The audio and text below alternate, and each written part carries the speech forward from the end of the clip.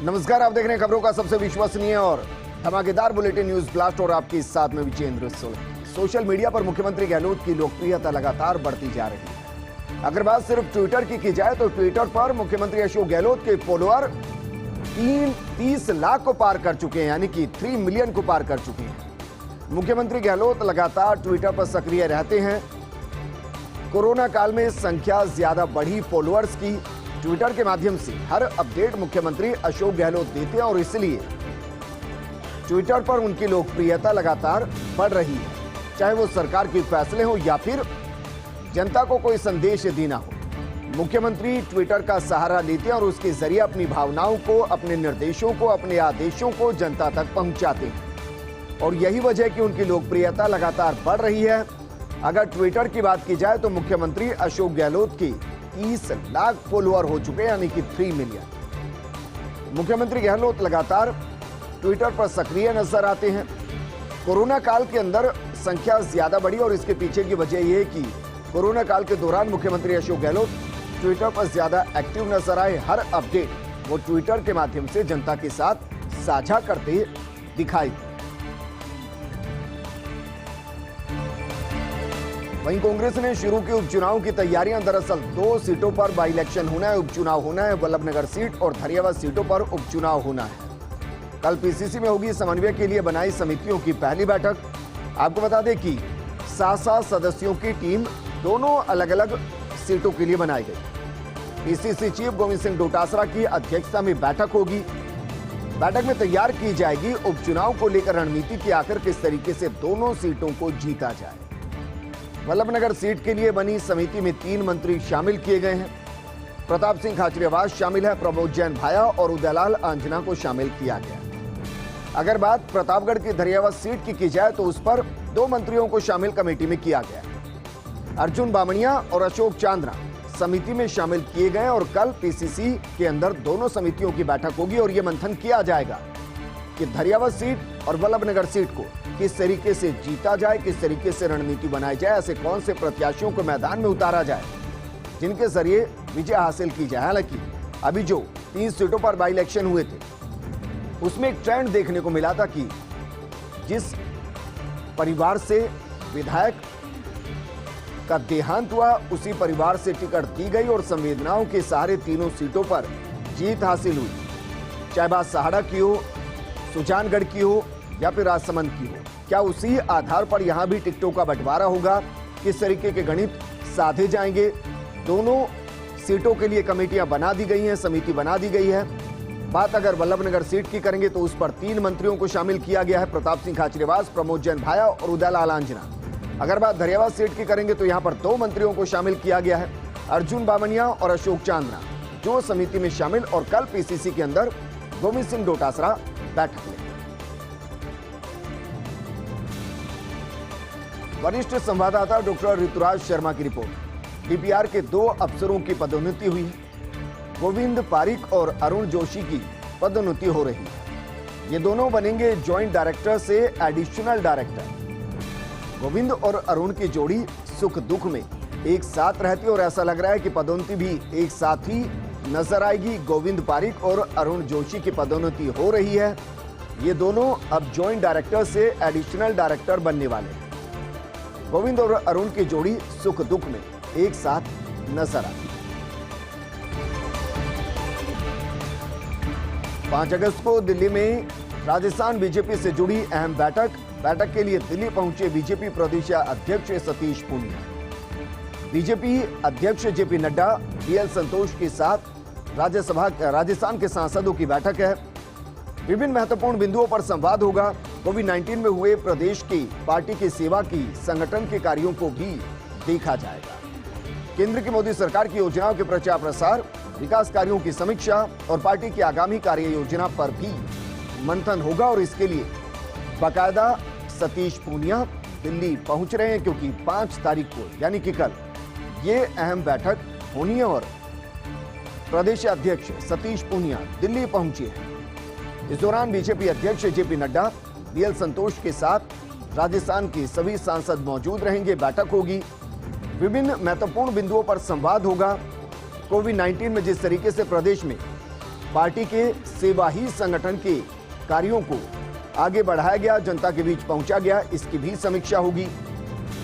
इसके अलावा केंद्र की मोदी सरकार की योजनाओं के प्रचार प्रसार कैसे जमीन तक पहुंचाया जाए, इसको लेकर भी मंथन होगा।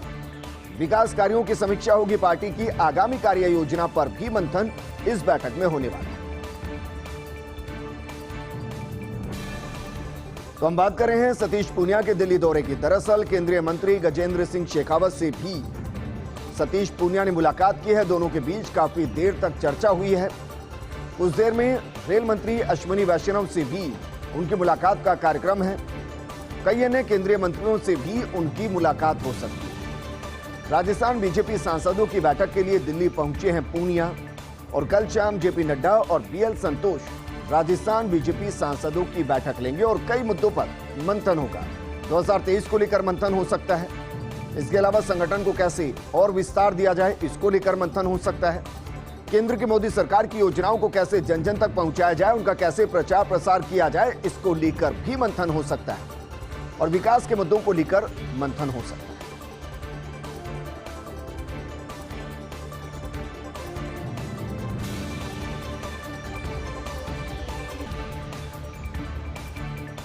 तो केंद्रीय मंत्री गजेंद्र सिंह शेखावत से उनकी मुलाकात हुई है। लंबी मुलाकात चली है, दोनों के बीच काफी देर तक चर्चा हुई है। इसके अलावा भी कई मंत्रियों से उनकी मुलाकात का कार्यक्रम है।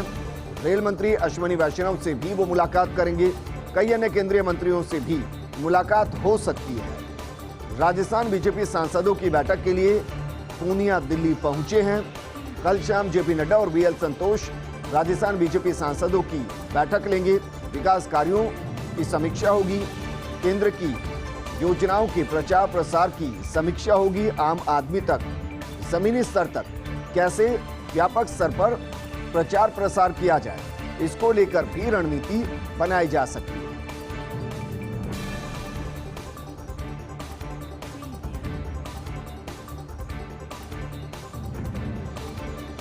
कोरोना को लेकर मुख्यमंत्री गहलोत ने किया आगाह और कहा कि कोरोना की दूसरी लहर अभी पूरी तरह से खत्म नहीं हुई है। वायरस का आर फैक्टर पूरे देश में 1.2 है।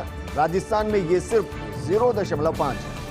आर फैक्टर से पता चलता है एक संक्रमित कितने अन्य लोगों को संक्रमित कर रहा है। इस आर फैक्टर का 1 से नीचे रहने पर वायरस का प्रसार धीमा माना जाता है।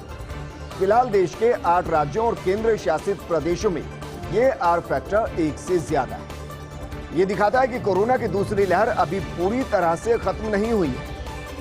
बीते दिनों में देश भर में मामलों की संख्या लगातार बढ़ रही है, जो यकीनन चिंता का विषय है। कई रिपोर्ट्स का कहना है कि अगस्त के आखिर तक भारत में तीसरी लहर की शुरुआत हो जाएगी। राजस्थान में अभी स्थिति पूरी तरह से काबू में है। प्रदेश में फिलहाल सिर्फ 220 एक्टिव केस है। सोचिए जरा, ये 2 लाख तक पहुंच चुके हैं और ये संख्या भी लगातार कम हो रही है। प्रदेश में प्रतिदिन रोगियों की संख्या भी 10 से 50 के बीच में आ रही है। कोरोना ने जिस तरह से पश्चिमी देशों यानी कि अमेरिका, ब्रिटेन, फ्रांस में एक बार फिर से रफ्तार पकड़ी है, उसे देखकर पूरी सावधानी बरतने की जरूरत है। अभी हमें सख्ती से कोविड प्रोटोकॉल की पालना कर तीसरी लहर को रोकना है। ऐसे में मुख्यमंत्री गहलोत ने प्रदेशवासियों से अपील की और कहा कि बिल्कुल भी लापरवाही ना करें, मास्क जरूर लगाएं, 2 गज की दूरी का पालन करना है और अपनी बारी पर वैक्सीन जरूर लगवानी है। राजस्थान के 4 जिलों में भारी बारिश से हालात बिगड़ते हुए दिखाई दिए। ये जो 4 जिले हैं, इनमें से 3 हाड़ौती के जिले हैं, यानी कि कोटा, बारां, बूंदी। धौलपुर जिले में भी बाढ़ के से हालात है और कई गांव इस दौरान जलमग्न हो गए। पानी की आवक के चलते कोटा बैराज के 10 गेट खोले गए। चंबल का लेवल बढ़ने से धौलपुर के कई गांवों का संपर्क टूट गया है, क्योंकि जो सड़क है उसके ऊपर पानी की चादर चल रही है। सबसे ज्यादा कोटा के खातौली में 280 मिलीमीटर बरसात का पानी बरसा है। 280 मिलीमीटर।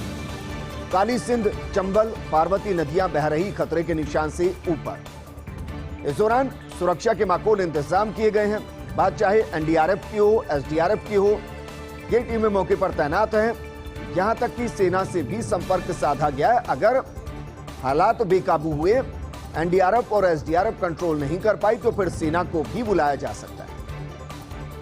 धौलपुर जिले में चंबल नदी बह रही 137 मीटर से ज्यादा की स्तर पर और इस वजह से सरमथुरा और उससे लगते दर्जनों गांव में बाढ़ जैसे हालात पैदा हो गए। पानी का स्तर ज्यादा होने से प्रशासन ने कई गांव खाली करवा दिए।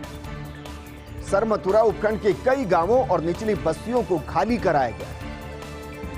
डांग इलाके में बसी झीरी गांव में भी चंबल का पानी घुस गया है। दूसरी तरफ मदनपुर इलाके के कारी तीर और कई गांव भी चंबल की चपेट में आ गए हैं। सरमथुरा नादनपुर रोड पर खुर्दिया गांव के पास बना पार्वती नदी का पुल टूट गया है। ये पूरे तरीके से संपर्क कट गया, जिससे इस इलाके से जुड़े 2 दर्जन गांव पूरी तरह से तहसील मुख्यालय से कट गए हैं, क्योंकि अगर अब उनको तहसील मुख्यालय आना पड़ेगा तो फिर एक लंबा चक्कर लगाना पड़ेगा। इस पुल के जरिए जुड़े हुए थे, वो भारी बारिश की वजह से टूट गया। पार्वती नदी में भी पानी बढ़ने के कारण इटावा गांव में गांव पानी से घिर गए।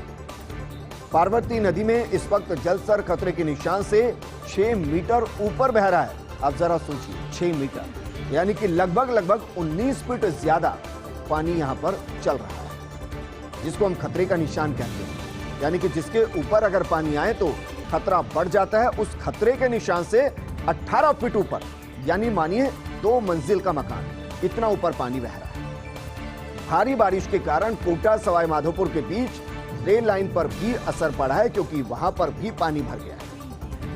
इसे Jaipur Mumbai central special rail सेवा को रूट बदलकर संचालित किया जा रहा है। मुख्यमंत्री अशोक गहलोत ने भी बाढ़ पर चिंता जताते हुए सभी से अपील की है, आमजन से सावधानी बरतनी, परेशानी अगर है तो फिर इंतजार नहीं करना है, तुरंत प्रशासन को सूचित करना है, क्योंकि अगर वक्त पर आप सूचित करेंगे तो वक्त पर आप तक सहायता भी पहुंचेगी और आपको परेशानी नहीं। वरना इस तरीके की तस्वीरें आई हैं कि मकान ढह गए हैं, लोगों की जिंदगियां चली गई। तो राजस्थान के 4 जिलों का जिक्र हम करें जिनमें बारिश के बाद हालात बिगड़ गए हैं। भारी बारिश के चलते बारां, बूंदी, कोटा, धौलपुर जिले में बाढ़ के हालात हैं। जयपुर मौसम विभाग और जल संसाधन विभाग अब बारिश का अपडेट दे रहा है। आंकड़ा हम आपको बता रहे हैं कि कहां कितने एमएम बारिश हो चुकी है। सबसे पहले हम आपको बताते हैं बारां के शाहबाद के बारे में। बारां के शाहबाद में 208 एमएम बारिश हुई है। किशनगंज के अंदर 188 एमएम, बारां जिले के अंदर 185 एमएम बारिश हुई है। अटरू में 180 एमएम बारिश हुई। बात अगर बैंगलोर की करें तो 166 एमएम बारिश हुई है। उम्मेद सागर में 144, छपड़ा में 142 एमएम बारिश हुई है। शिपा बड़ौत में यह आंकड़ा 136 एमएम बारिश का, यानी कि इतना पानी आसमान से जमीन पर बरस चुका है। अंता में 101 एमएम बारिश हुई है।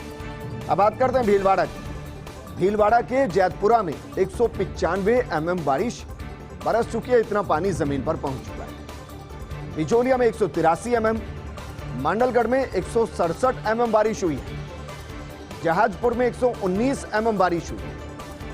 बात अगर कोटड़ी की करें तो कोटड़ी में 90 एमएम बारिश हुई है। बूंदी शहर के अंदर 264 एमएम बारिश का पानी जमीन पर आ चुका है। अभयपुरा में 252 एमएम बारिश हुई है। केशवराय पाटन में 247 एमएम बारिश हुई है। गुड़ा डैम में 180 एमएम बारिश हुई है। हिंडोली के अंदर 148 एमएम, तालेड़ा में 121 एमएम, इंद्रगढ़ में 110 एमएम, चित्तौड़गढ़ के बेंगू में 119 एमएम बारिश हुई। अब बात करते हैं झालावाड़ जिले। झालावाड़ जिले के खानपुर में 109 एमएम बारिश हुई है।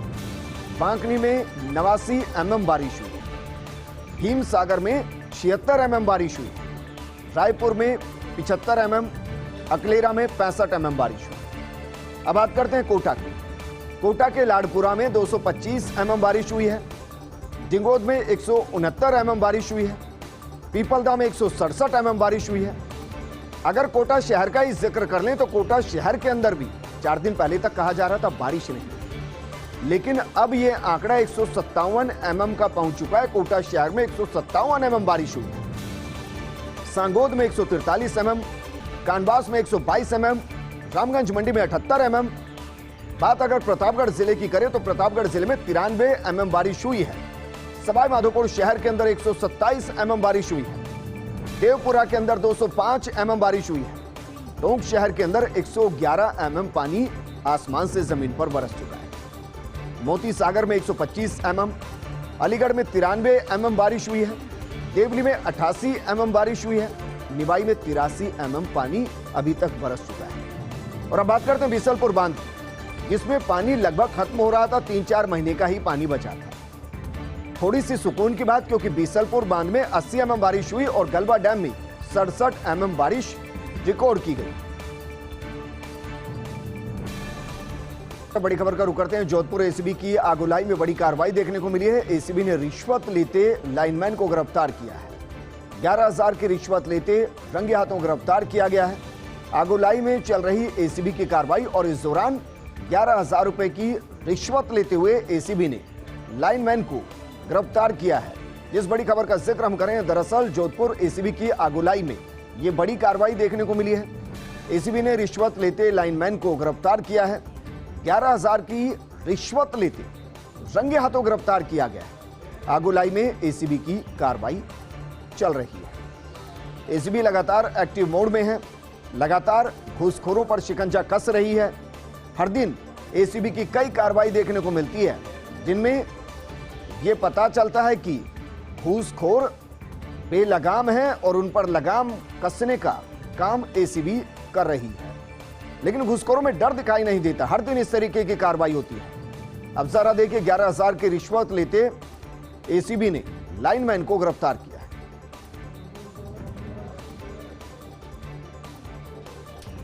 एसीबी ने रिश्वत लेते लाइनमैन को गिरफ्तार किया है। 11,000 रुपए की रिश्वत लेते गिरफ्तार किया है।